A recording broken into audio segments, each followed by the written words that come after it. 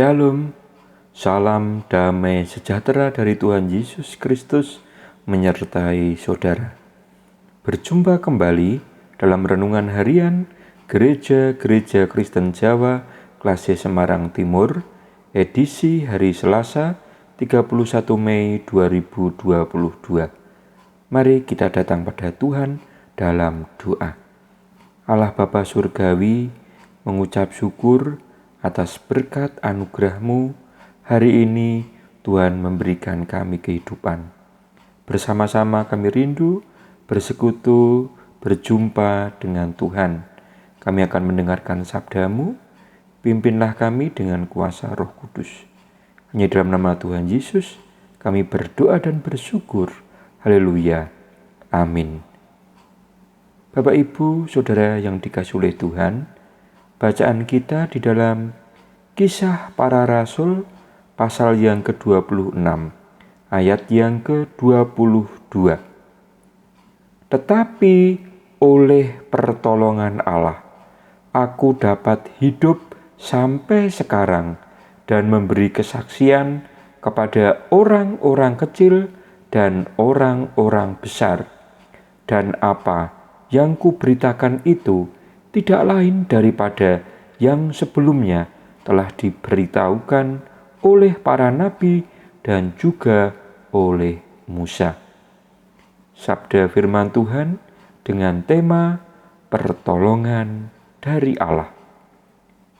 Bapak, Ibu, dan Saudara yang dikasihi oleh Tuhan, jika kita memperhatikan mata uang, baik mata uang kertas maupun mata uang logam, kalau kita mengamati dalam uang logam, ada sisi yang pertama atau sisi yang satu adalah gambar lambang negara kita, Garuda Pancasila.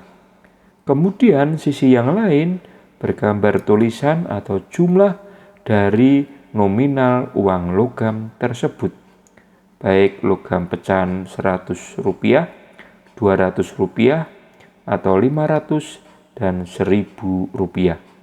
Coba Bapak Ibu, kalau salah satu sisi itu tidak ada gambarnya, pasti uang itu akan ditolak dan dianggap uang palsu dan tidak sah menjadi alat bukti pembayaran. Begitu juga dalam kehidupan orang percaya, bahwa kita digambarkan yaitu seperti mata uang tersebut. Di satu sisi, kita diberikan anugerah keselamatan dari Tuhan. Dan kita di sisi yang lain, orang percaya juga diutus dan dipanggil untuk mewartakan anugerah keselamatan bagi dunia dan bagi sesama. Itulah gambaran kehidupan kita. Hidup yang kita terima sekarang adalah hanyalah anugerah keselamatan dari Tuhan. Jika tanpa pertolongan Tuhan, maka tidak mungkin kita bisa hidup sampai sekarang. Seperti dalam Kisah Para Rasul pasal yang ke-26 ayat 22a. Tetapi oleh pertolongan Allah, aku dapat hidup sampai sekarang ini. Pernyataan Paulus diungkapkan saat menghadapi masa yang sulit tatkala ditangkap dan dibawa ke hadapan Raja Agripa karena tuntutan orang-orang yang keberatan terhadap kesaksiannya mengenai Yesus. Paulus sadar dirinya dahulu seorang pendosa. Kesadarannya akan kesalahannya di masa lalu itu membuat ia memakai kesempatan pembelaan tersebut untuk bersaksi.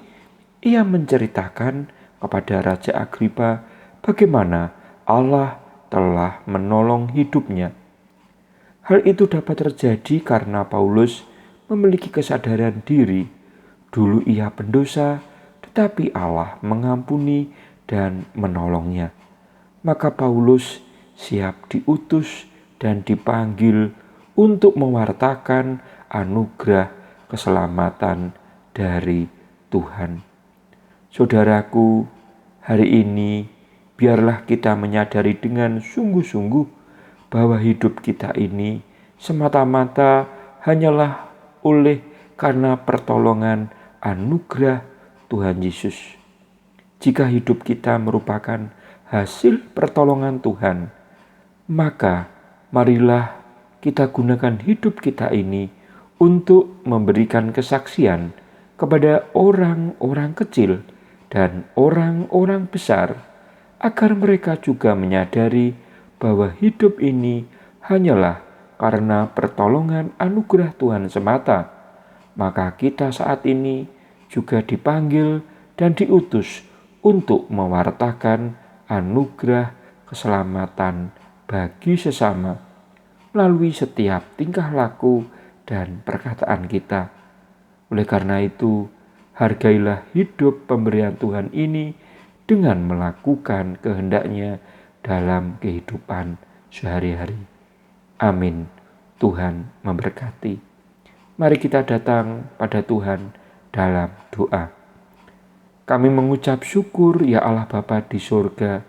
Engkau Allah sumber kehidupan kami dan sumber pertolongan kami. Oleh karena pertolongan anugerah keselamatan dari Tuhan, kami boleh hidup. Dan biarlah kami siap untuk diutus dan dipanggil mewartakan anugerah keselamatan bagi sesama kami. Dalam nama Tuhan kami Yesus Kristus, kami berdoa dan bersyukur. Haleluya. Amin.